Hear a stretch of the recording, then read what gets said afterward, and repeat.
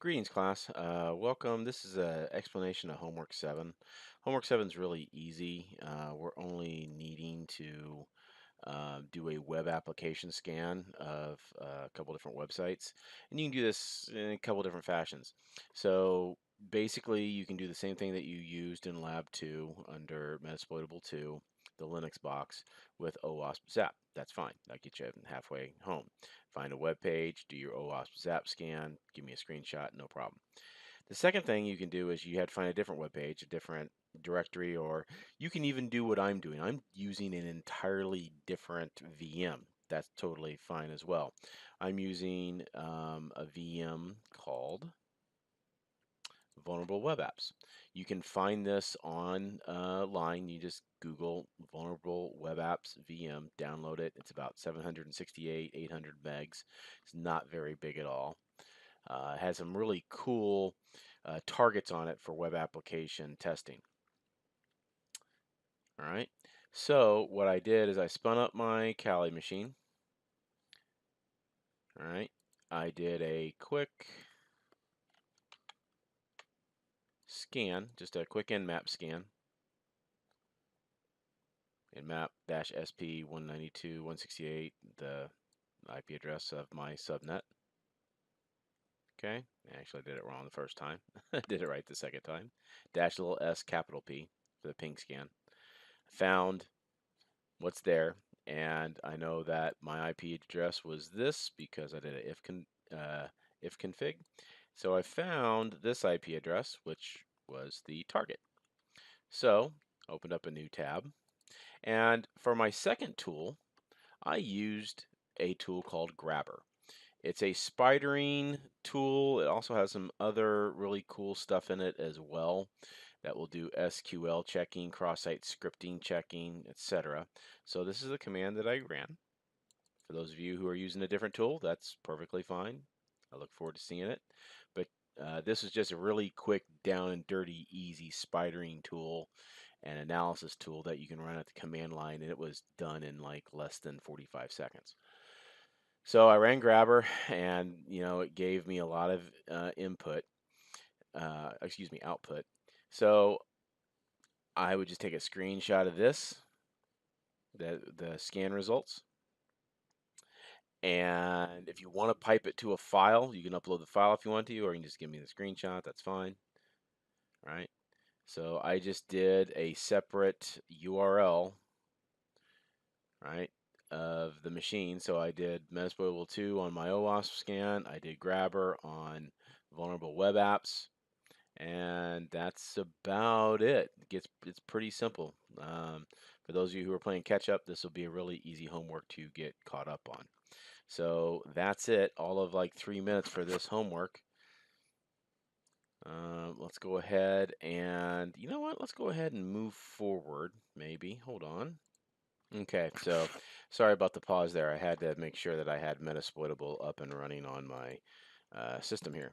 So given we've done homework 7, let's go ahead and do homework 8. Homework 8 is pretty simple to do because we're just looking at dumping the hashes. We're not looking at cracking the hashes.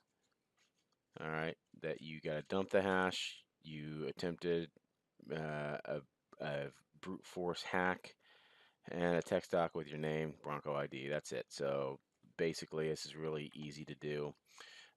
This is a couple of steps basically to kind of point you in the right direction of how to do some documentation. So we've already done number 7. I'm going to go ahead and open up a new window here. And I need to do another nmap scan. Nmap dash s, dash s, capital P, 192.168.13.0 slash, let's do 25. Okay. Got one. Oh. Well, we do the right subnet, it'll work. 128.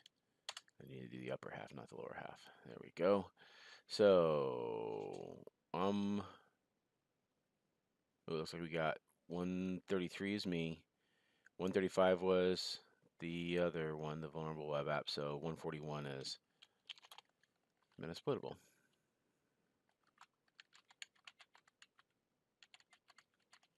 So basically, I'm just trying to make sure I have my target. So I'm going to start my PostgreSQL service.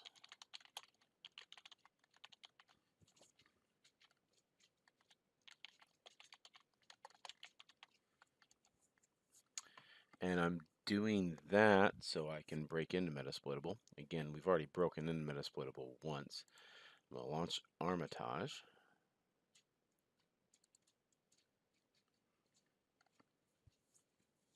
There we go.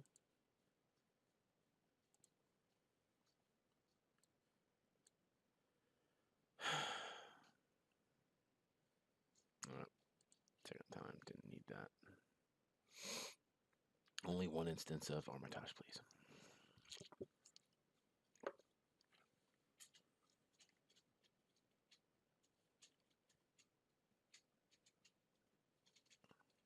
All right. So I need to do a quick scan. Is it going to populate any host? Did I have anything from last time? Doesn't look like it. So, nmap scan, just a real quick intense scan.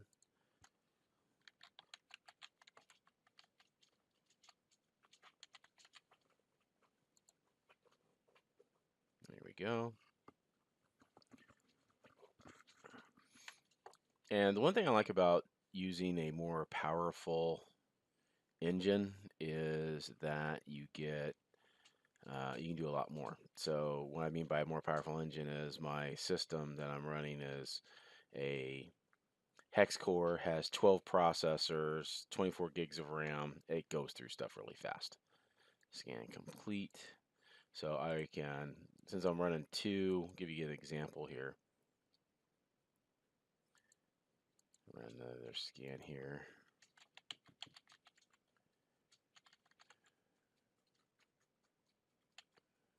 135, I believe he was.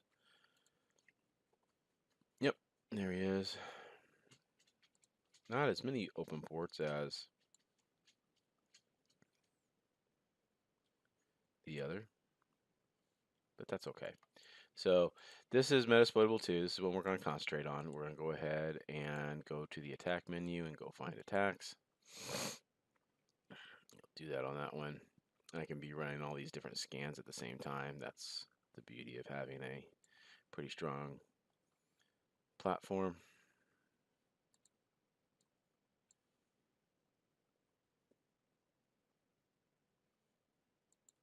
All right. So that one's all done.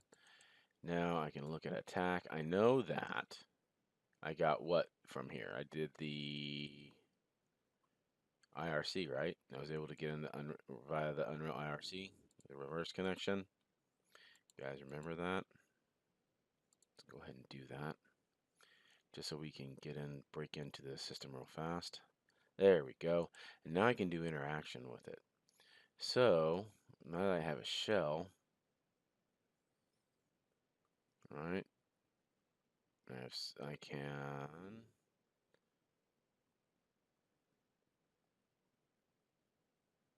interact.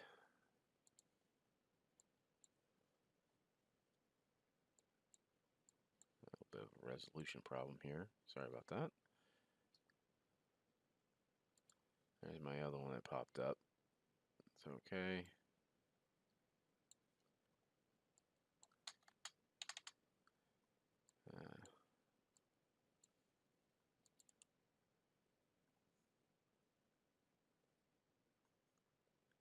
Let's go ahead and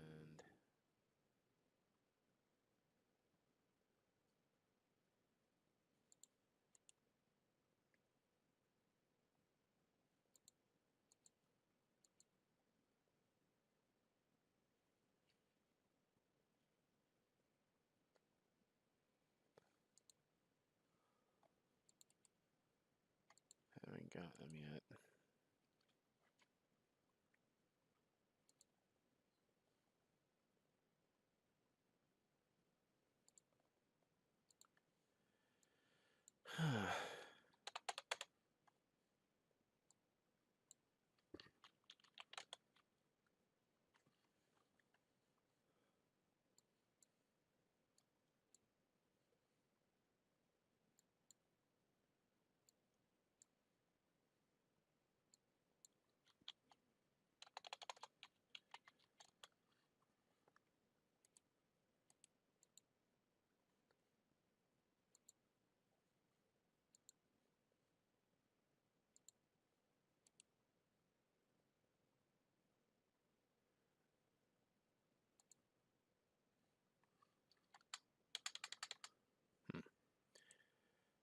right.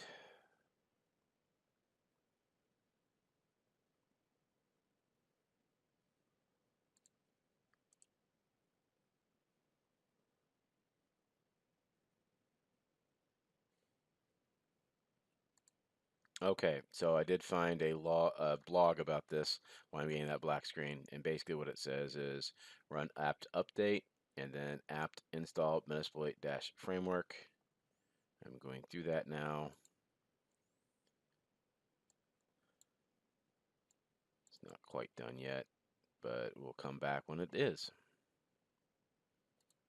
Okay, so just FYI, this is what I did. I went into command line and just did an apt-get update, apt-get upgrade. I also did an apt-get, what was it?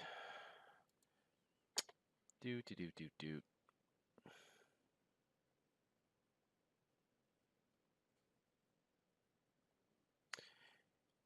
Yeah, I went in and I upgraded the database, the Metasploit database from MSF console. So I did an MSF update from the command line. The MSF update doesn't work, but it tells you the command that will. So just FYI. So now you can see that I can get into there. So if I go to etc,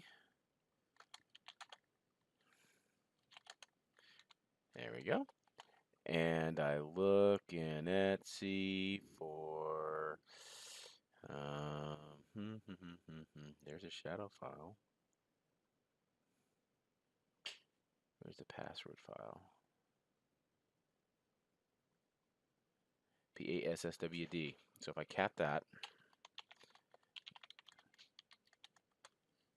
there's all my hashes. Okay, so now that I have that, you can see that I have MSF admin, MSF admin. All right, that's not my hashes, those are my shells. Excuse me, my configuration. If I cat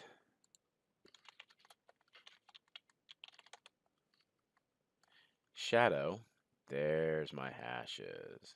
So you can see like MSF admin, there's my hash for MSF admin, right? So I can take those and put them through a tool, but that cat of the shadow, that's a screenshot. That's what I need for the 20 points. All right, the other 20 points is just a brute force attempt. So I know MSF admin is a user. I know FTP is a user. I know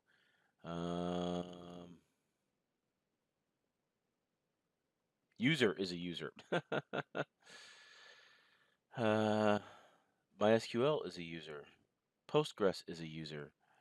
All right. Service is a user. So I can just try any one of a multitude of those. All right.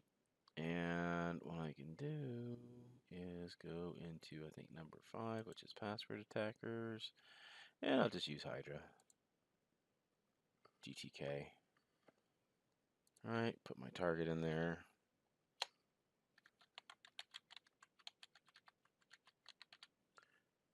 All right. Port list. Oh, let's see. What port was open from my scan? Port that was open from my scan was 23. I can try Telnet.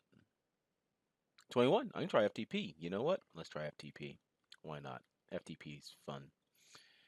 Yeah, we'll try FTP. Doesn't have to be necessarily anything. Again, I'm looking for the attempt. So, port 21. Protocol. FTP. Be verbose. Show attempts. Passwords. Username is going to be FTP. If that was a user in there. Password list. Gotta find my password list. Oh no. Var. Sorry. User. Share.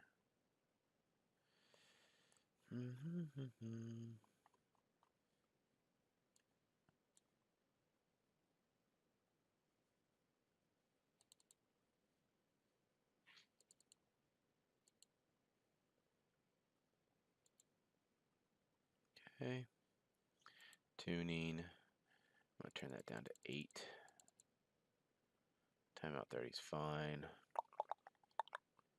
No proxies. Anything specific for AFTP? No. Start. Do it. And wow, looks like I caught it like really fast. So if you catch that, screenshot it. Doesn't matter if it works or not. I just want you to do the attempt. There's your 20 points.